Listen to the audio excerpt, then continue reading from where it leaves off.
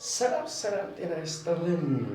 አሁን የተለያዩ ስፖርታዊ ዜናዎችን እንደተለመደው እናቀርብላችኋለን። ባርሴሎና በርከት ያሉ የዝውውሮች ሁኔታዎችን እያካሄደ ይገኛል። በዚህ የክረምት ዝውውር ወቅት ብዙ ተጫዋቾችን ወደ ቡድኑ በማጠናከር በማካተት ጠንከር ያለ ቡድን ለመስራት እየፈለጉ ይገኛሉ።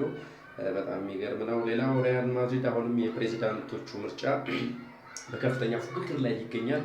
በጣም የሚገርም ነው። ፍሎሬንቲኖ ፔሬዝም እንደዚሁ አሸንፋለሁ፣ ካሸነፍኩኝ ከፒኤስጂ የምወስዳቸው በጣም ብዙ ከዋክብቶች አሉ እያሉ 4-5 ከዋክብቶችን ከፒኤስጂ ለማስኮብለል በሙከራ ላይ ይገኛሉ። ለምሳሌ ብሪታንያን፣ ስኬሊያስን፣ ሌሎችንም በፒኤስጂ ለማስኮብለል እየፎከሩ ይገኛሉ። መመረጥ ማሸነፍ ከሆነ እነዚህን ተጫዋቾች የግድ ወደ ቡድኔ አካትታለሁ እያሉ ካሁኑ ቃል እየገቡ ይገኛሉ። 150 ሚሊዮን ዩሮ መድበዋል ለዚህም ውድድር ማለት ነው። የሚገርም ነው። ከባየር ሙኒክም እንደዚሁ ወጣት ታዋቂ ከዋክብትን ለማስኮብለል ቃል እየገቡ ይገኛሉ። ካሸነፍኩኝ ይህን እሰራለሁ እያሉ ነው። ሌላው ዮሬስ ኮንዴ ባርሳን አልለቅም፣ አሁንም ሰላምን ስለ ዓለም ዋንጫ ነው የማስበው ብሏል።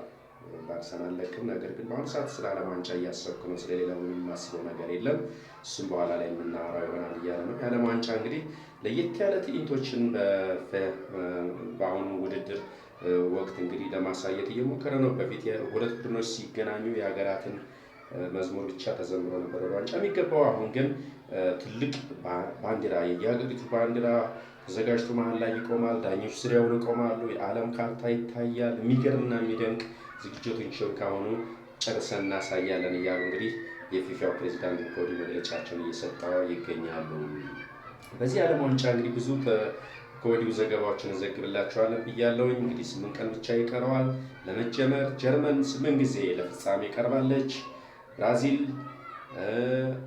ኢትሊ፣ እነዚህ ሀገሮች ደግሞ 6 ጊዜ ለፍጻሜ ቀርበዋል። ፈረንሳይ እና ኔዘርላንድ፣ ፈረንሳይ 4 ጊዜ፣ ኔዘርላንድ 3 ጊዜ ለፍጻሜ ቀርባለች።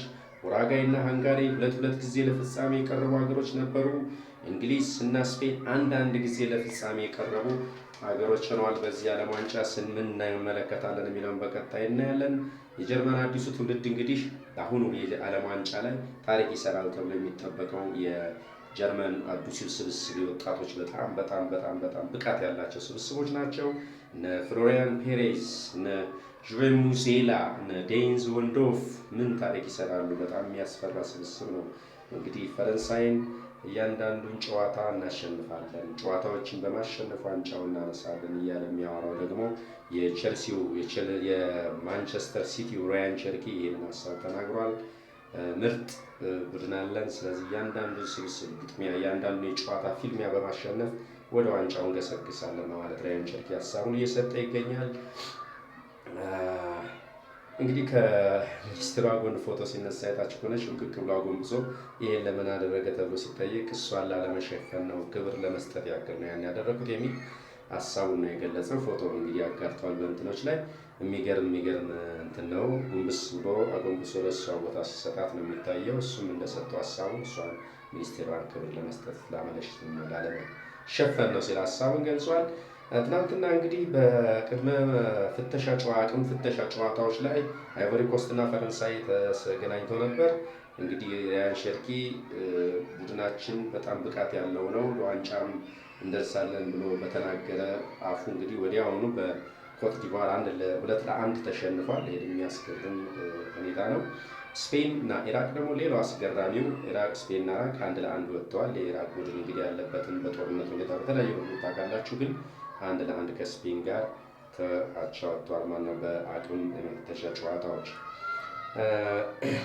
ዛሬ ሲቀጥል እንግዲህ ስሎቫኪያ ከሞንቴኔግሮ ምሽት 1 ተኩል ላይ፣ ራሽያ ከቡርኪና ፋሶ 2 ሰዓት ላይ፣ ሃንጋሪ ከፊንላንድ 2:40 ላይ የዓለም ዋንጫ የአቅም መፈተሻ ጨዋታዎች ይካሄዳሉ። ሌሎች የዓለም ዋንጫ ጨዋታዎችና ዘገባዎችን እንዲሁ እየዳሰስ እናቀርብላችኋለን። ሼር፣ ላይክ፣ ሰብስክራይብ ማድረጋችሁን አትርሱ። ፕሮግራማችን እንዲሰፋ ሼር፣ ላይክ፣ ሰብስክራይብ አድርጉ። በሌላ ቪዲዮ እንገናኛለን። ጤና ይስጥልን።